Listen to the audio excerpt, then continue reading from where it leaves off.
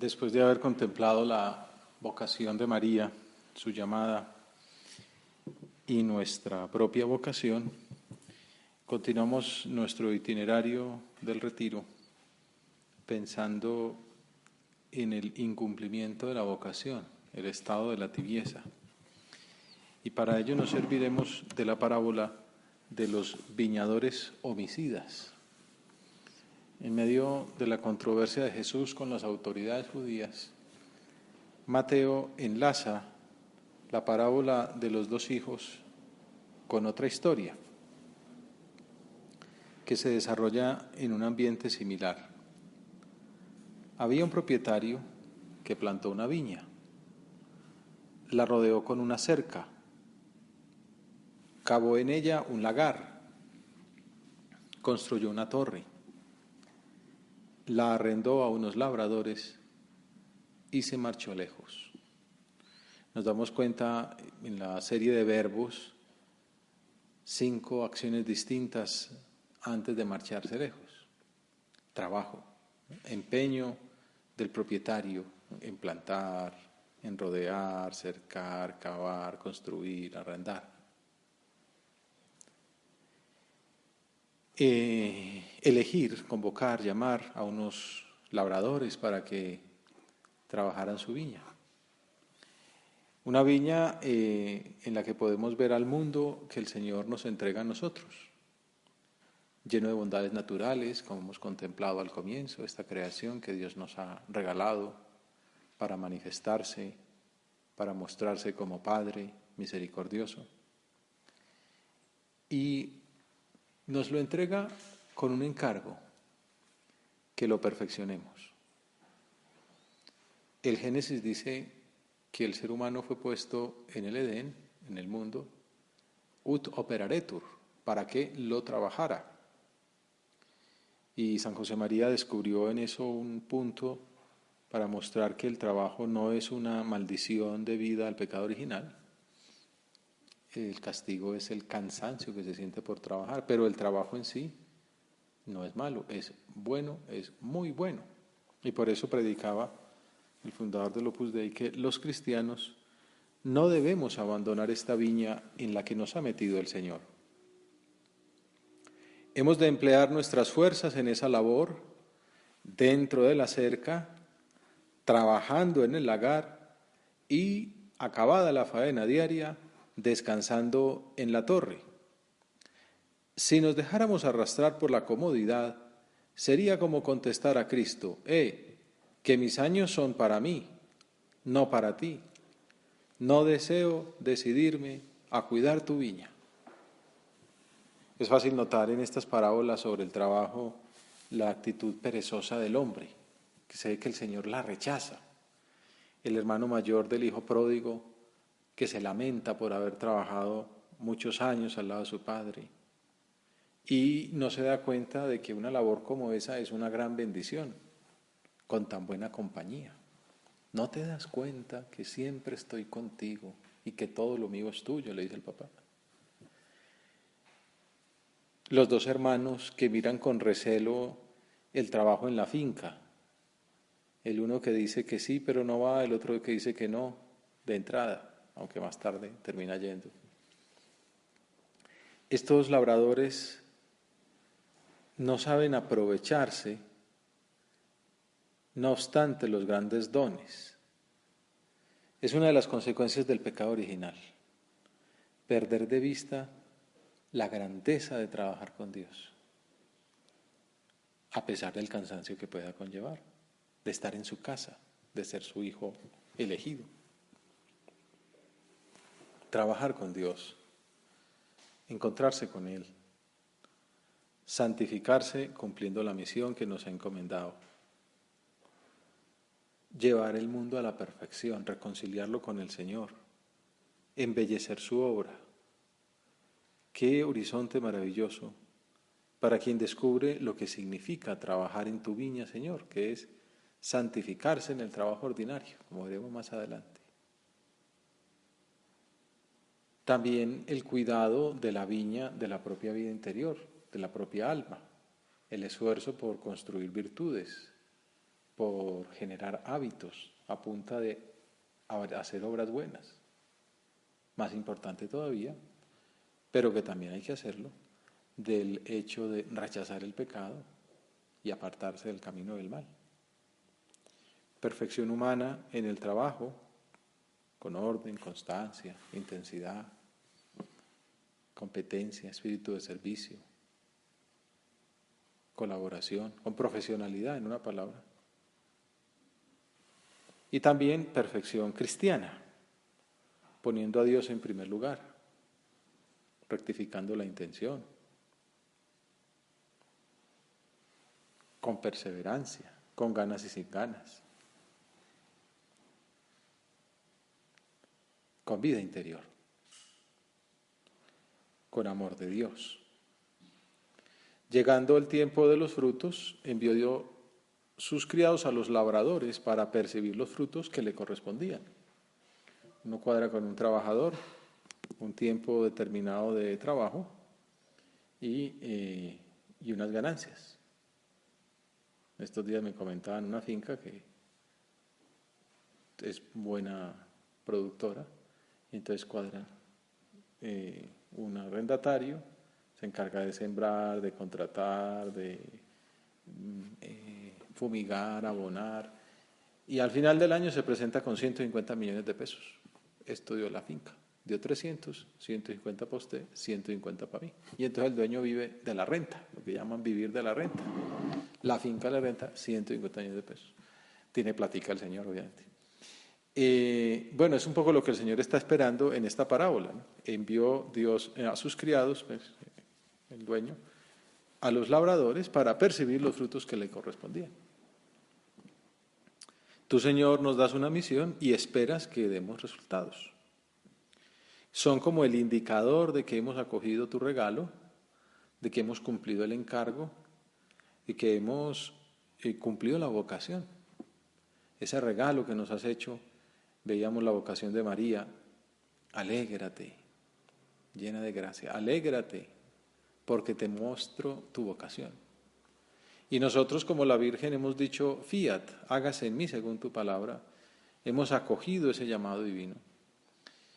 Como los labradores que se fueron a vivir a la viña. Pero no basta con estar. Es un llamado a la santidad y al apostolado, a crecer en virtud, a servir a los demás. Entonces el Señor envía a sus criados, a sus mensajeros, a pedirnos cuentas de nuestra administración. No trabajamos por las utilidades, pero es justo que el Señor pueda decir, bien hecho, siervo bueno y fiel. Entra en el gozo de tu Señor, porque has cuidado lo poco. Lo más importante no es nuestro esfuerzo, sino la gracia de Dios. Pero tú, Señor, quieres contar con nuestro concurso, con nuestra participación.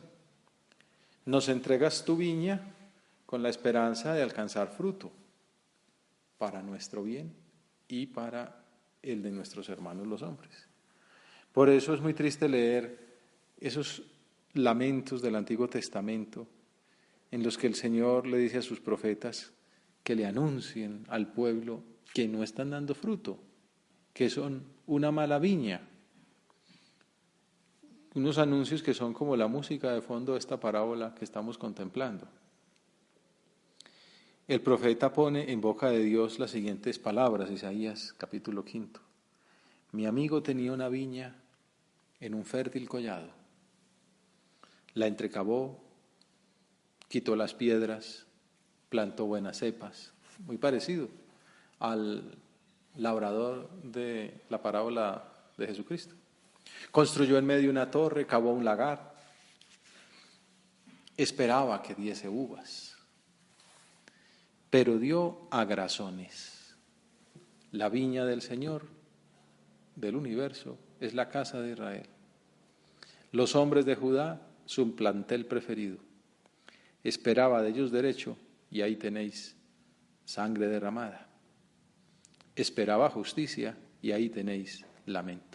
La viña del Señor es la casa de Israel, es su pueblo. Son sus fieles, son sus hijos.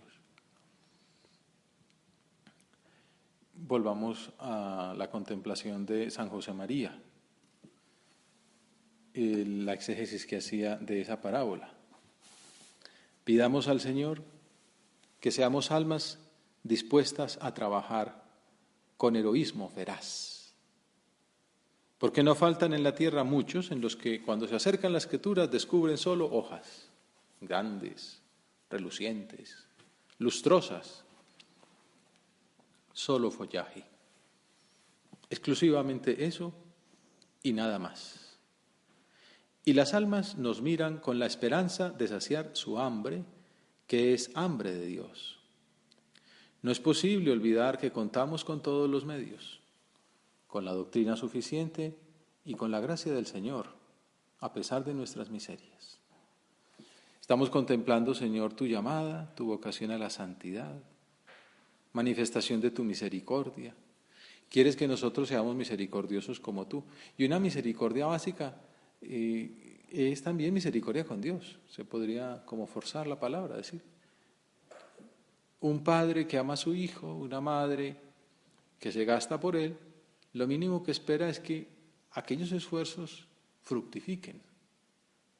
Y por eso el orgullo de un padre es su hijo.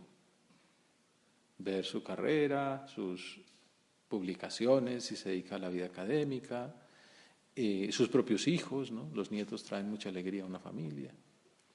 Es como diciendo, ha dado cosecha aquella semilla que yo sembré. Bueno, pues Dios también cuenta con nosotros como semilla de Dios, y espera que demos frutos, frutos de santidad, de obras apostólicas, de trabajo, de constancia, de perseverancia, de fraternidad, de amor, de vida interior. Que seamos almas dispuestas a trabajar con heroísmo veraz. Y nos da el Señor todos los medios para lograrlo, doctrina y gracia, que es lo más importante, para saciar el hambre que tienen las almas, el hambre de Dios. Por eso es ser misericordiosos como el Padre, nosotros darles la cercanía con la misericordia de Dios. Vamos a considerar qué hicieron aquellos hombres de la parábola. Pues ni siquiera empezaron bien, comenzaron siendo perezosos, no quisieron trabajar y por eso la viña produjo uvas agrias. Cuando el alma comienza a caminar por ese itinerario de tibieza, de asidia espiritual, el final puede ser desastroso y terminar en la ofensa a Dios, en el pecado. Uno puede comenzar viviendo de las reservas y luego de la trampa, como dice Surco. Y luego se le acaba y termina en el barrancadero. Esos labradores desoyeron a los mensajeros de Dios, porque el Señor nos envía sus mensajeros, la predicación, su palabra, su mensaje, su espíritu, lo escuchamos en la oración, en los medios de formación, en la confesión, y podemos ser como ellos, que nos resistimos. Estos labradores no solo desoyen, sino que incluso mataron a algunos. Por eso los labradores, agarrando a los criados, apalearon a uno, mataron a otro y a otro lo apedrearon. Todas las formas de lucha, ¿no? Envió de nuevo otros criados, más que la primera vez, e hicieron con ellos lo mismo, para el mal, para defender su posición, su comodidad, si son industriosos. Y por último, Jesucristo va trabajando su parábola muy bien. Rechazaron al Hijo. Es el Señor también anunciando que envió profetas, que envió reyes, que envió mensajeros, y al final envió Jesucristo mismo. A ver si al menos a Él lo respetan. Pero lo rechazaron. Este es el heredero, venid lo matamos y nos quedamos con su herencia. Y agarrándolo, lo sacaron fuera de la viña, al Calvario, y lo mataron.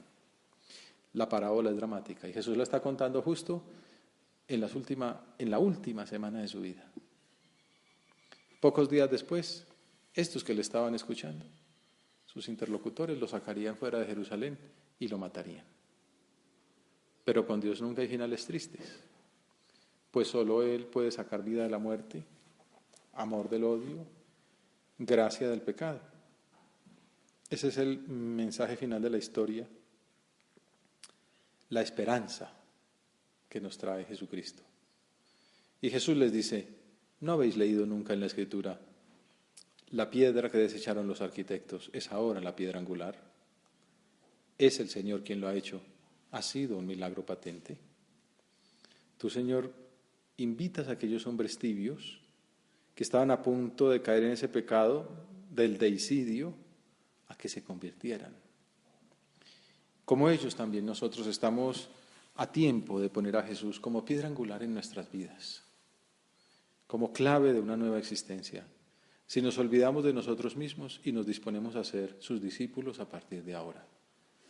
Este es el tiempo oportuno. Este es el momento de la conversión. En la oración hablamos con Dios, nos reconocemos pecadores, examinamos nuestra conciencia profundamente y nos damos cuenta de esos puntos concretos en los que podemos fallar, por donde vamos perdiendo agua, por donde vamos perdiendo aceite. Y entonces, antes de que el carro se pare, podemos hacer ese mantenimiento, esa reparación, cambiar una tuerca que no va, poner un tornillo nuevo, llenar los depósitos y empezar una nueva vida. Salir de la tibieza y tomar aire para buscar de nuevo la santidad. Señor, te pedimos la gracia de huir de la tibieza, una enfermedad del alma muy grande que es la que manifiestas en la pereza de estos labradores, que los llevó después al pecado. Dice Ángel Rodríguez Luño que la vocación cristiana es una llamada a la santidad, pero que para ser santos hay que superar el pecado, como veremos más adelante, y esta oposición, esta barrera, este obstáculo, en apariencia menos grave, pero en la práctica más insidioso, la tibieza. Claro, un pecado uno se da cuenta, uy, Dios mío, ¿qué hice? Se levanta, se confiesa y vuelve a empezar. Pero en la tibieza uno está ahí, ¿no? Como aquel ejemplo del sapo, que lo ponen en agua tibia y entonces pues no salta porque está rico, pero ahí termina muerto, ¿no? Porque la comodidad termina fritándolo, ¿no? Bueno, pues la vida espiritual, el ejemplo tampoco es que sea lo más elegante del mundo, pero uno también puede estar ahí, lo que ahora llaman la zona de confort. Entonces, ni pecador, qué aburrición, pero tampoco santo. Está uno ahí, como ir tirando. Dice Santo Tomás que la tibieza, a ella pertenece la negligencia, por la que uno, a causa del esfuerzo que exigen, rehúsa conseguir los bienes espirituales. ¿Para qué la santidad? Basta con no condenarse. La persona tibia no quiere ofender gravemente al Señor, pero tampoco se compromete seriamente por realizar la unión con Cristo a través de su vida. El tibio quizá no dice claramente que no a la llamada del Señor, pero va aplazando sistemáticamente la respuesta a un después, a un mañana, que nunca llegan. Recuerdo un zapatero de mi barrio cuando era niño que tenía de esas cosas que uno como que hacían descubrimientos de niño, las paradojas de la lógica. Tenía un aviso ahí en toda la entrada, decía, hoy no fío, mañana sí. Entonces uno como que, bueno, hoy no fío, mañana sí, pero mañana uno volvía y hoy no fío, mañana sí. Bueno, muchas veces le decimos al Señor así, hoy no seré santo, mañana sí. Para decirlo de una manera más poética, vamos a citar a Lope de Vega. ¿Cuántas veces el ángel me decía, alma, asómate agora a la ventana, verás con cuánto amor llamar porfía? Y cuántas veces, hermosura soberana, mañana le abriremos, respondía, para lo mismo responder mañana. Hoy no fío, mañana sí. Señor, que no seamos tibios, que no respondamos de modo débil a tu amor. Ese amor débil hace pesado el esfuerzo de responder de modo positivo. Por eso el Apocalipsis se queja mucho de la tibieza, lo dice de palabras muy fuertes. Conozco tus obras, que no eres frío ni caliente. Ojalá fueras frío o caliente, pero como estás tibio y no caliente ni frío, voy a vomitarte de mi boca. Recuerdo un amigo que se impresionaba con esa amenaza. A los tibios los vomitará Dios. El hecho es que el tibio olvida el amor de Dios. Por eso ayuda mucho a la vida espiritual contemplar a Dios, meditar su don, contemplar su vida, darse cuenta de todo lo que nos ha dado. La creación, el universo, la Virgen que es mi madre, la iglesia, la llamada, esta familia específica en la que me ha incorporado, el mejor sitio para estar. Hay que meditar eso porque el tibio se le va olvidando el gran amor que Dios le ha demostrado. No hace fructificar el dinamismo de crecimiento propio de la caridad y entonces se siente satisfecho con aquello que es y con aquello que hace. Porque dices, soy rico y no necesito nada, y no sabes que eres un desdichado y miserable, pobre, ciego y desnudo. El Apocalipsis es muy fuerte. Es lo que llaman el aburguesamiento. La respuesta frustrada a la vocación a la santidad. Por eso en los retiros se comienza llamando esta meditación el incumplimiento de la vocación. Uno ha meditado la vocación y luego no la ha cumplido. El fracaso de la vocación. Muy triste. El que podría llegar lejos y se quedó a mitad de camino. Ahora que se habla tanto de los futbolistas y los miles de millones de euros que se ganan, también salen a veces fulanitos, ¿no? Amiguitos de aquellos que están en el curubito y que no llegaron. El ciclismo también me contaban de alguno que podía ser mejor de aquel otro que es líder mundial, pero se dedicó al trago, ¿no? La vida cómoda, dejó de entrenar y entonces pues ahí casi terminó. Bueno, la vida espiritual es peor, el aburguesamiento, la respuesta frustrada a la vocación a la santidad, el fracaso de la vocación.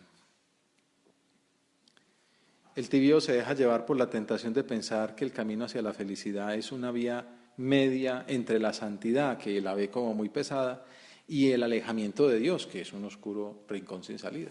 Condenarme tampoco, pero ser santo, qué pereza. El tibio quiere ser bueno, pero descuida su relación filial con Dios. No es un buen hijo. Se mueve en horizontes exclusivamente terrenos, de comodidad, de dinero, de poder, de bienestar, de peticiones de la carne, de aparentes deberes que en realidad justifican la pereza propia. Y el tibio no escucha las inspiraciones de la gracia, se hace sordo al Espíritu Santo, es superficial y empieza a ser irresponsable en el cumplimiento de los deberes familiares, sociales, profesionales. No demuestra ninguna preocupación por el crecimiento espiritual y claudica ante el esfuerzo de lo que va más allá de cuanto se ve y se toca. Pierde la ilusión del heroísmo. La vocación a la santidad cristiana es una llamada al heroísmo, decíamos al comienzo, heroísmo feraz. Está representado muy bien lo que es la tibieza en el punto 331 de Camino, inspirado en un autor francés. Eres tibio si haces perezosamente y de mala gana las cosas que se refieren al Señor. No hay amor en las normas de piedad. Eres tibio si buscas con cálculo o cuquería el modo de disminuir tus deberes. Dejar que el que venga detrás le toque lo mínimo posible. Eres tibio si no piensas más que en ti y en tu comodidad. Si hace frío, si hace calor, si hace hambre, si hace sed. Si tus conversaciones son ociosas y vanas. solo sabe de política, de farándula, ¿no? De cosas superficiales, pues hay que saber en dónde anda uno, pero no habla de cosas profundas. No es que uno tenga que estar hablando del misterio de la Santísima Trinidad a toda hora, pero una persona que tiene profundidad, bueno, entre otras cosas, que ha gastado tiempo en leer para comentar cosas profundas, obras de literatura, de historia, ideas de fondo que marcan las tendencias culturales. Si no, uno está con el último matrimonio de la diva del momento, ¿no? O la última separación, que es lo mismo para ellas o para ellos. Si tus conversaciones son ociosas y vanas, si no aborreces el pecado venial, como no es mortal, como no lleva al infierno, pues se puede ceder. Eres tibio si obras por motivos humanos. Don Álvaro del Portillo concluía, la tibieza, hijos míos, es una grave enfermedad de la voluntad. Decía que era una mirada apagada para el bien y otra más penetrante hacia lo que halaga el propio yo.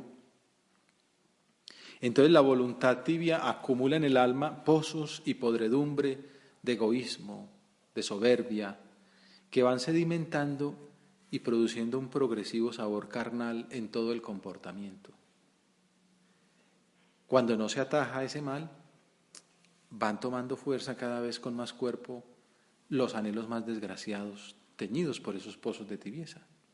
Y surge el afán de compensaciones, la irritabilidad ante la más pequeña exigencia o sacrificio, las quejas por motivos banales, la conversación insustancial o centrada en uno mismo, ya que un síntoma peculiar de la tibieza es aquel non cogitare nisi de sé, no pensar más que en sí mismo, está uno pensando en sí mismo, que se exterioriza en non loqui nisi de sé, no hablar más que de sí mismo. Uno nota que hay personas que están siempre pendientes de uno. ¿Cómo estás? ¿Dónde fuiste? ¿Y cómo te fue? Y hay otros que están siempre contando su cuento. No es que sea un diagnóstico directo, pero la persona que está abierta a los demás, pues está luchando por la santidad. El tibio está centrado en sí y en cómo está y en cómo le trata y en qué viene para adelante. Aparecen las faltas de mortificación y de sobriedad, se despiertan los sentidos con asaltos violentos, se resfría la caridad y se pierde la vibración apostólica, pero no está pensando en las almas. También el Papa Francisco lo delata en su Evangelii Gaudium, el número 78, habla del complejo de inferioridad que les lleva a relativizar, a ocultar la identidad cristiana, las propias convicciones. Terminan ahogando su alegría misionera en una especie de obsesión por ser como todos y por tener lo que poseen todos los demás. Suelen caer en un estilo de vida que los lleva a aferrarse a seguridades económicas, a espacios de poder y de gloria humana que se procuran por cualquier medio en lugar de dar la vida por los demás en la misión apostólica. Y entonces concluye con esas expresiones entre signos de admiración. No nos dejemos robar el entusiasmo misionero. No nos dejemos robar la alegría evangelizadora. No a la asedia egoísta, dice el Papa Francisco. Algunos se resisten a probar hasta el fondo el gusto de la misión, se resisten y quedan sumidos en una asedia paralizante. No nos dejemos robar la alegría, esa alegría que le anunciaba el ángel a la Virgen. Alégrate, alégrate porque te traigo la llamada, la vocación a la santidad. Tienes que estar alegre. El tibio, triste.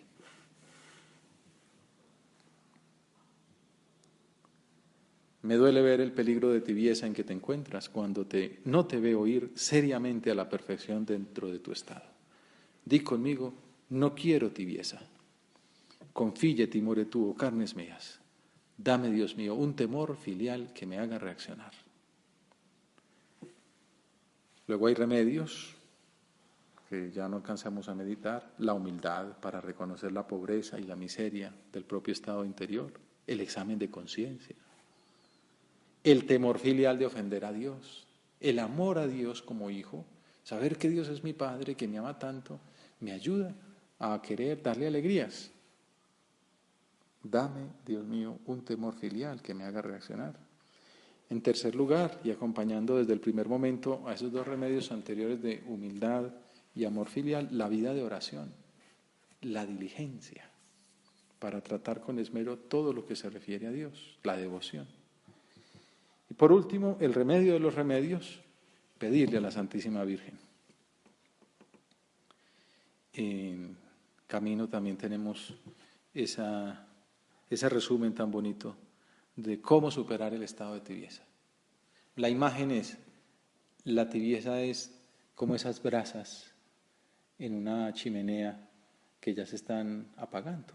Lo que ha sido un fuego que calienta la casa entera ya se ha reducido a lo mínimo, a la mínima expresión. Y entonces llega aquel inflador que revive el fuego.